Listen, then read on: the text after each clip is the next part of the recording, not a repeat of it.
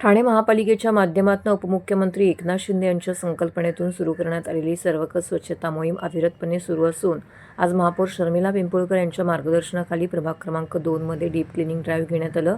माझे शहर स्वच्छ राखण्यासाठी मी सदैव कटिबद्ध असल्याची स्वच्छतेची शपथ घेऊन या मोहिमेचा शुभारंभ करण्यात आला।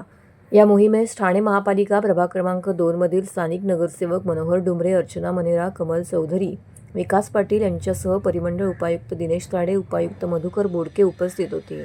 महापौर पदाचा पदभार स्वीकारण्यापूर्वीच महापौर शर्मिला पिंपळकर यांनी कोपरी प्रभागातून स्वच्छता मोहीम हाती घेतली।